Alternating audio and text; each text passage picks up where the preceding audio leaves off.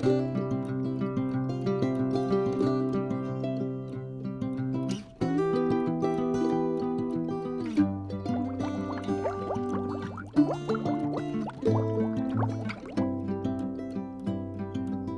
morning, Jen. It's good to see you Good today. morning. You too. So, this is the first time you've helped with this with the study, and I'm super excited. And you're on staff at at our sending church at the Canyon City Vineyard. So yeah, we've been here 23 years. This past June, we just celebrated 23 years in Canyon City. I'm from Texas, but I went to college for theater and literature. I'm a theater and literature major, and I went to college in St. Louis, where I met my husband. He was in medical school there. So yeah, we came here. This was his first job out of residency. He did residency in Arkansas. We came here, and he's a physician, but he's always considered his practice a ministry. You know, he Yeah, tries to love and serve God through what he does, and I think he does a good job of it. But we've also been involved with teenagers for almost forever. 20 years. Yeah. Yeah, 19 and a half years. And so Well, I know you um, guys have had teenagers living in your house.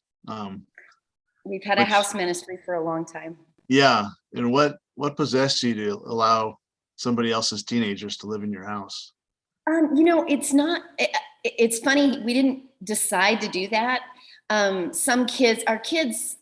three sons have huge hearts, and they never brought home dogs and cats. They brought home people. Jeremy showed up one day with a kid from his tennis team and said, Mom, he's sleeping in his car up the street.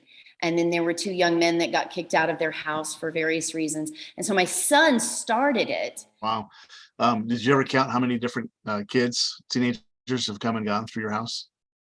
Well, mostly teenagers, Yeah. mostly young adults. And then we've had several babies too. So yeah, I think we're at 34 Oh people gosh. total. Yeah. That's cool. Well, let's talk about Second Corinthians. Paul wrote several letters. You can tell from the book that he wrote at least 4 letters to the Corinthians. And this one by far is his most gut wrenching, heart pulling, raw letter. It's just beautiful. You can tell he's very worried about his children, his family in Corinth, but he's doing everything he can to get them back on the right track. So you can tell he's putting a lot on the line, and it's just beautiful. Yeah, it does seem like this letter is the most emotional and most vulnerable of Paul.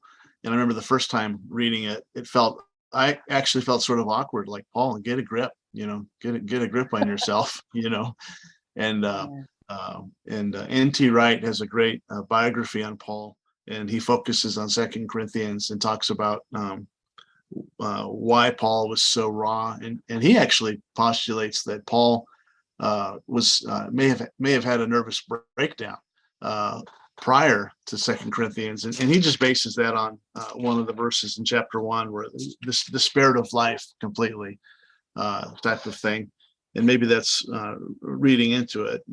But yeah, without question, this book shows Paul kind of unraveling a little bit, and yet still, like you said, taking care of his children.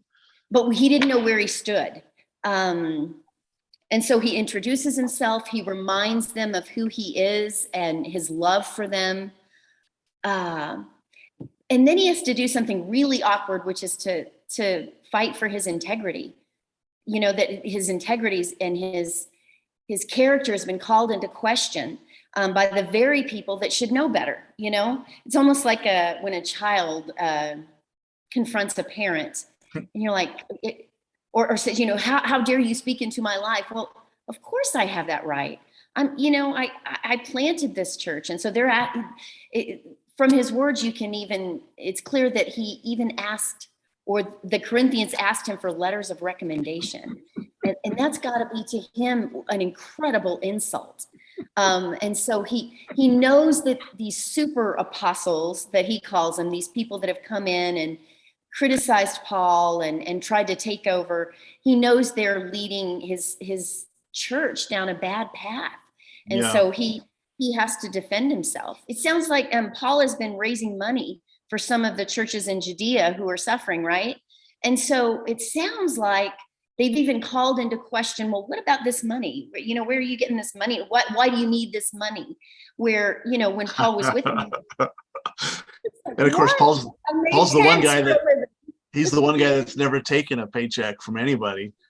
Exactly. And so to call into question his integrity in that area is a slap and an insult, and if it was someone that he didn't care about, most people would just walk away, right? Mm-hmm. That's good, but he can't, because they're his beloved, and he can't shake them off. And so instead, he's just being brutally honest with them, and that's 2 Corinthians. That's pretty cool. He gives them his credentials. He defends his integrity, even while telling them, I shouldn't have to do this. But on every turn, every time it's beautiful. It's like a wonderful parent, because every time he has to get brutal and harsh, and he does, he backs it up by reaffirming that he believes in them, and he trusts that they are going to do the right thing. And he knows their heart, if they can just get back on the right path. He reminds them of all that he's been through, and that, it sounds like these super apostles want to be paid and want to toot their own horn, whereas Paul is saying, I never did that, because that's not what Jesus does. And so just reminding them of what real faith is like. I do love 4 and 5. I almost landed there and spent most of my time there, because it is beautiful. He just contrasts the eternal versus the earthly, or the temporary, and the real things of glory versus the temporary, the things that we get enamored with.